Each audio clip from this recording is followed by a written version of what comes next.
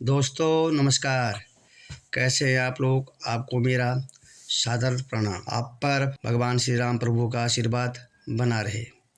मित्रों, मैं आज आपको रामायण की एक कहानी बताने जा रहा हूँ, जिसको सुन करके आपकी आँखों से आंसू बहने लग जाएंगे। तो कथा सुनिए। एक दिन की बात है और रात के समय माता कौशल्या जी को सोते में अपने महल की छत पर किसी की चलने की आहट सुनाई दी और फिर उनकी नींद खुल गई। पूछा कौन है? आवाज़ दिया। मालूम पड़ा श्रुतकीर्ति जी हैं, सबसे छोटी बहू, शत्रुघ्न जी की पत्नी। माता कौशल्या जी ने उन्हें नीचे बुलाया और श्रुतकीर्ति जी आई, चरणों में प्रणाम कर खड़ी रह गई। माता कौशल्या ने पूछा, श्रुति बेटा, इतनी रात को अकेली छत पर तुम क्या कर रहे हो? क्या तुम्हें नींद नहीं आ रही है? क्यों परेशान हो? शत्रुघ्न जी कहाँ हैं? तब श्रुतकीर्ति कहती है, उनकी आंखों से जो है आंसू भर गए। माँ की छाती से लिपट गई। बोली, माँ, उन्हें देखे हुए तो 13 वर्ष हो गए। कौशल्या जी का हृदय काँप कर मानो लड़खड़ा गया। तुरंत आवाज़ लगाई, सेवक दौड़े आए। आधी रात को ही पालकी तैयार हुई। आज शत्रुघ्न जी की खोज होगी। माँ कौशल्या साथ चली। आपको मालूम है शत्रुघ्न जी कहाँ मिले? अयोध्या जी के जिस दरवाजे के बाहर भरत जी नंदीग्राम में तपस्वी होकर रहते थे, उसी दरवाजे के भीतर एक पत्थर की शिला, उसी शिला पर अपनी बाहों का तकिया बनाकर लेटे हुए मिले। माँ उनके सिरहाने बैठ गई, बालों में हाथ फेरा और शत्रुघ्न जी ने आंखें खोली। देखा तो अपनी माँ को सामने पाया। उठे और माँ के चरणों में प्रणाम किया। बोले, माँ, आप क्यों मेरे पास आए? आपने कष्ट क्यों किया? मुझे बुला लिया होता, मैं खुद ही आपके पास आ जाता। शत्रुघ्न जी की रुलाई फूट फूट कर पड़ी। बोले, माँ, भैया राम जी पिताजी की आज्ञा से वन चले गए। भैया लक्ष्मण जी भी उनके साथ पीछे पीछे चले गए। भैया भरत जी भी नंदीग्राम में हैं।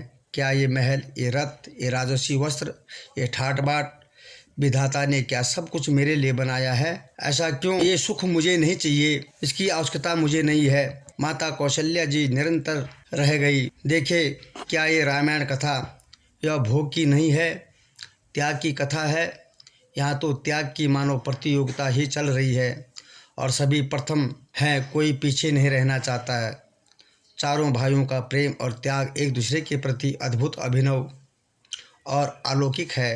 रामायण जीवन जीने की सबसे उत्तम हमें शिक्षा प्रदान करती है। भगवान श्री राम जी को 14 वर्ष का वनवास हुआ तो उनकी पत्नी सीता मैया ने भी सहर्ष वनवास स्वीकार कर लिया, परंतु बचपन से ही बड़े भाई की सेवा में रहने वाले लक्ष्मण जी कैसे राम जी से दूर हो सकते? इसलिए वो भी जो है प्रभु श्री राम के साथ वन में चल पड़े। अपनी माता सुमित्रा से तो उन्होंने आज्ञा ले ली थी वन जाने की, परंतु जब पत्नी उर्मिला के कक्ष की ओर बढ़ी तो सोच रहे थे कि माँ ने तो आज्ञा दे दी, परंतु उर्मिला को कैसे समझाऊं, क्या बोलूँगा उनसे? यही सोच विचार करके लक्ष्मण जी जैसे ही अपने कक्ष में पहुँचे तो देखा कि उर्मिला जी की आरती का थाल लेकर खड़ी थी। बोली, आप मेरी चिंता छोड़ो, प्रभु श्री राम की सेवा में आप वन जा करके उनकी सेवा करो, हमेशा उनके साथ रहो। मैं आज आपको नहीं रोकूंगी, मैं अकेले रह सकती हूँ। मेरे कारण आपकी सेवा में कोई बाधा न आए, इसलिए साथ जाने की जिद भी नहीं की। लक्ष्मण जी को कहने में संकोच हो रहा था, परंतु उनके कुछ कहने से पहले ही उर्मिला जी ने उन्हें संकोच से बाहर निकाल दिया। वास्तव में यही पत्नी का धर्म है। पति संकोच में पड़े उससे पहले ही पत्नी उसके मन की बात जानकर उस संकोच को बाहर कर देती है। लक्ष्मण जी तो चले गए, परंतु 14 वर्ष तक उर्मिला ने एक तपस्वी की भांति कठोर तपस्या की और वन में प्रभु श्री राम माता सीता की सेवा में लक्ष्मण जी भी कभी सोए नहीं, लगातार उनकी सेवा में लगे रहे।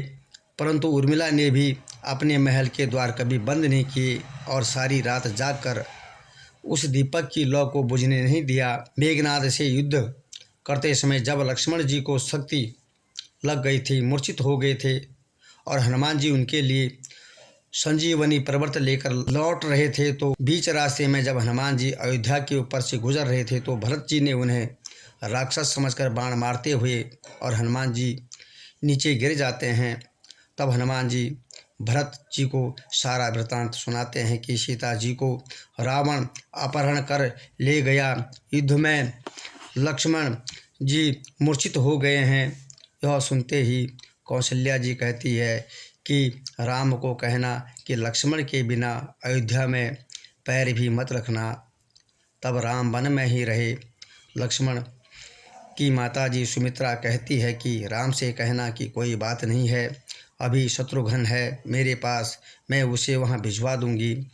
मेरे दोनों पुत्र राम की सेवा के लिए ही जन्म उनका हुआ है और हमेशा अपने बड़े भाई की सेवा करेंगे।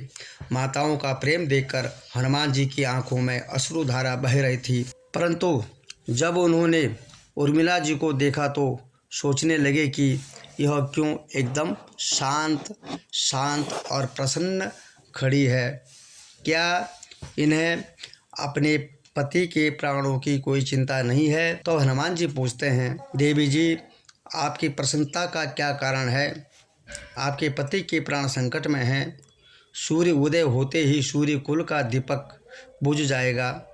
उर्मिला का उत्तर सुनकर तीनों लोकों का कोई भी प्राणी उनकी वंदना किए बिना नहीं रह सकता। उर्मिला बोली, मेरा दीपक संकट में नहीं है, वो कभी बुझ नहीं सकता है, मुझे पूर्ण विश्वास है। रही बात सूर्योदय की, तो आप चाहे तो कुछ दिन अयोध्या में विश्राम कर लीजिए, क्योंकि आपके वहाँ पहुँचे बिना सूर्य उदित हो ही नहीं सकता। आपने कहा कि प्रभु श्री राम मेरे पति को अपनी गोद में लेकर बैठे हुए हैं। जो मनुष्य योगेश्वर प्रभु श्री राम जी के शरण में हो, उनकी गोदी में लेटा हुआ हो, काल उसे कभी छू भी नहीं सकता है। यह तो वो दोनों ही लीला कर रहे हैं। मेरे पति जब से बन गए हैं तब से सोए नहीं हैं। उन्होंने न सोने का प्रण लिया हुआ है, इसलिए वे थोड़ी देर विश्राम कर रहे हैं। और जब भगवान की गोद ही मिल गई तो थोड़ा विश्राम ज़्यादा हो गया है, वे कुछ ही देर में उठ जाएंगे और अपना काम जो है करना शुरू कर देंगे। और शक्ति मेरे पति को तो लगी ही नहीं, शक्ति तो प्रभु श्री राम जी को लगी है। मेरे पति की श्वास श्वास में राम है, हर धड़कन में राम है, उनके रोम रोम में प्रभु का नाम है, उनके खून की बूंद बूंद में श्री राम का नाम है। जब उनके शरीर और आत्मा में सिर्फ राम ही हैं, तो वो शक्ति राम जी को ही लगी होगी, दर्द भी राम जी को ही हो रहा होगा। इसलिए हनुमान जी आप चिंता मत करिए, आप निश्चित होकर के जाइए और सूर्य उदित नहीं होगा। राम राज्य की नींव राजा जनक जी की बेटियां ही थी, कभी सीता तो कभी उर्मिला।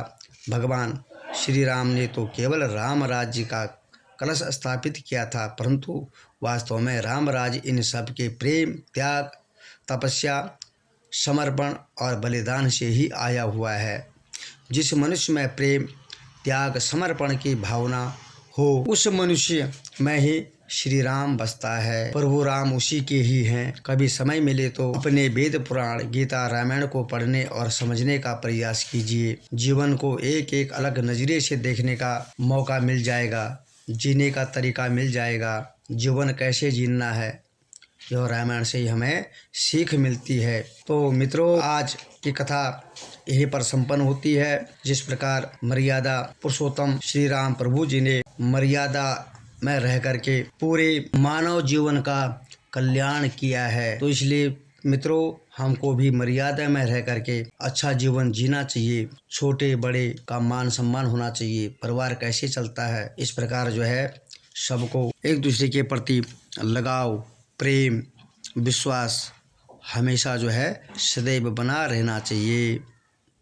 यही कथा हमको जो है माँ के प्रति, पिता के प्रति, पत्नी के प्रति, भाई के प्रति, यानी पूरे परिवार के प्रति हमें जो है समर्पण भाव जो है सिखाता है। जिस प्रकार के विचार हम रखते हैं, हमारे भाव होते हैं, उसी प्रकार प्रभु श्री राम का आशीर्वाद भी हमें प्राप्त होता है। इसलिए जो है कहते हैं ना कि हमारे जो है हृदय में प्रभु श्री राम हमेशा हमेशा जो है विराजमान रहते हैं, हमेशा हमारा साथ देते हैं, हमें सहयोग करते हैं और हमारे हर मनोरथ को सफल करते हैं, हमारे जीवन को शुद्ध करते हैं, हमें अच्छे मार्ग पर ले जाते हैं। हमें उन आदर्शों पर चलकर अपने कार्यों को करना चाहिए। तो मित्रों, आज की कथा यहीं पर संपन्न हुई और एक बार आपको मेरा कोटि कोटि सादर प्रणाम। जय श्री राम।